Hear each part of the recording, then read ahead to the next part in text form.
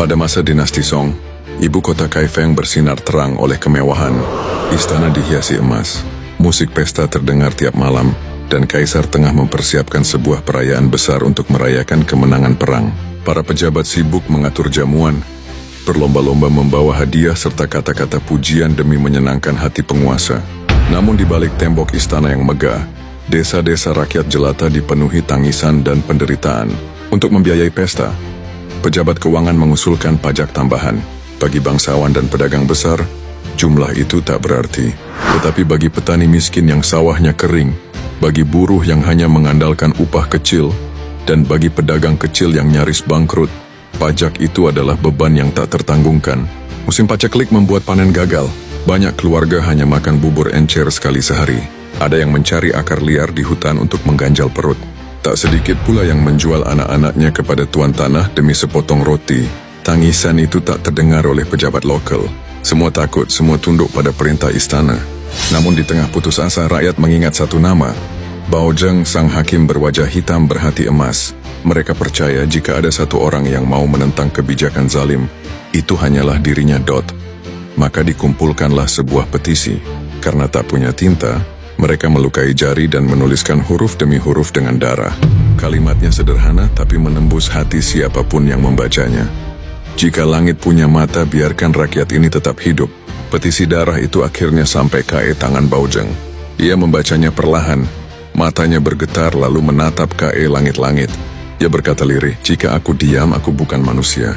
Lebih baik kepalaku jatuh daripada nuraniku mati. Para bawahannya terkejut. Mereka memohon, Tuan Bao, ini perintah istana. Jika Anda menentang, hidup Anda akan tamat. Tetapi Bao Zheng menatap mereka dengan tenang.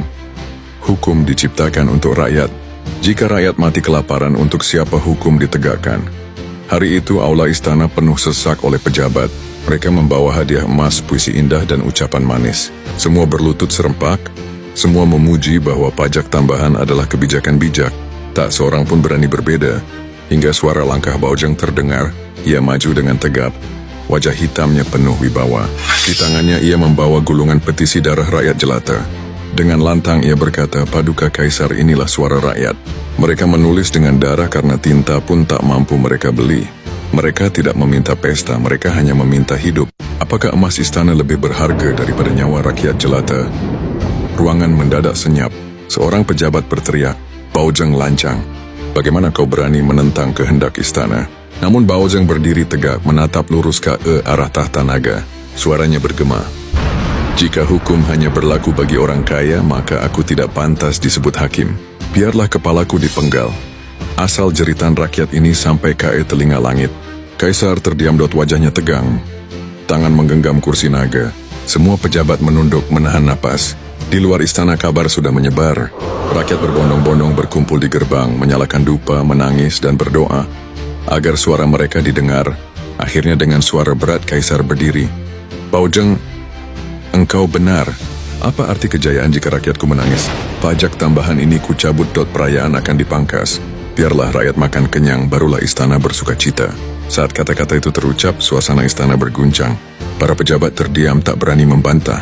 Bao Zheng menunduk lalu bersujud, bukan karena kemenangan pribadi, melainkan karena jeritan rakyat akhirnya sampai ke telinga penguasa. Di luar rakyat bersorak, air mata tumpah. Mereka berlutut sambil memukul tanah dengan tangan kosong, berteriak, hidup Hakim Bao. Suara rakyat akhirnya sampai ke langit. Malam itu ribuan lilin dinyalakan di jalan-jalan Kaifeng. Bukan untuk pesta kaisar, melainkan untuk doa syukur atas keberanian seorang hakim yang rela mempertaruhkan nyawa demi rakyat kecil. Sejak hari itu nama Bao Zheng dikenang abadi.